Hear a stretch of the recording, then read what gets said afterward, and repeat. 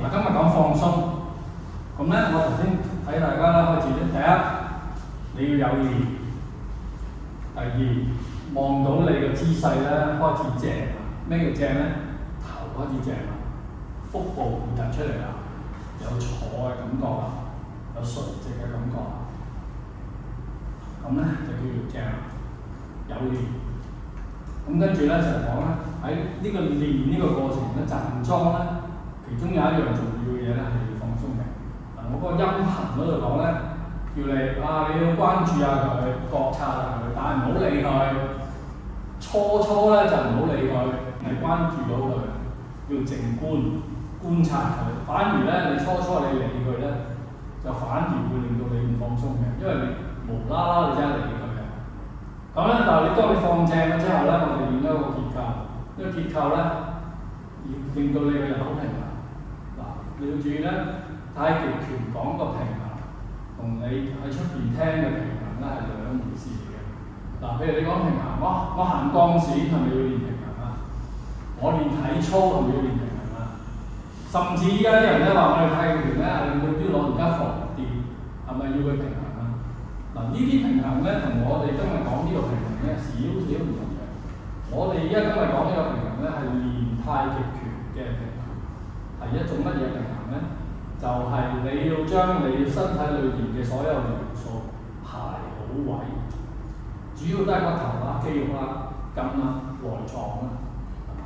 頭部呢啲地方咧，你擺好位之後，然後令到呢一個結構嘅排位咧係完美嘅，然後你就將所有你嘅肌肉放鬆，唔再拉實，嚟到去練一種咁樣嘅平衡，我哋叫絕對平衡。即係話我唔係要靠住肌肉去拉住佢，產生一個企喺度嘅平衡，清唔清楚？唔得啊！即係話其實我哋要身體平衡，唔係練我哋去玩平衡木，甚至練我哋行單槓，而係我哋希望咧，令到我裏邊嘅所有嘢排靚咗之後。而產生一個平衡，而係唔靠肌肉拉緊嘅。於是乎有一個情況啦，譬如你擺唔正的話，譬如今朝早係咪有位同學咁咧？佢話你可唔可以睇下我站樁啱唔啱？一企咁嘅，咁於是乎咧我就話已經唔啱啦。點解咧？就係嗰啲元素唔正咯。你係斜咗個身嘅，咁於是乎咧，佢就會有個咩情況咧？又會有腰痛、腳麻，就係因為嗰啲肌肉為咗令到你咁樣企喺度，你企一陣 OK 喎，你企10幾20分鐘咧，佢就會產生好大嘅緊張，就會令到你產生痛啦。就係因為冇咗裏邊嘅平衡，我哋叫內在嘅平衡 internal 嘅 balance 冇啦。但係你唔見佢嗰啲低咗喎，咁平衡啦，企到嘛。但係問題佢係靠個肌肉拉住嘅。呢一種咧，我哋唔係叫做太極拳嘅平衡，因為點樣平衡係令到你嘅肌肉全部離開唔用，而你係能夠好平衡咁企到。嗱，我哋練站樁咧就係練呢一樣嘢。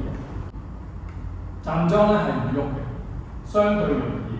俾你有個機會去用一個相對簡單嘅嘢咧，去練呢一種感覺，而日後咧就用呢種感覺咧去應用喺你嘅拳架。到最後太極拳都係一個動作，係 movement， 唔係企。如果唔係咧，呢套就唔係叫太極拳。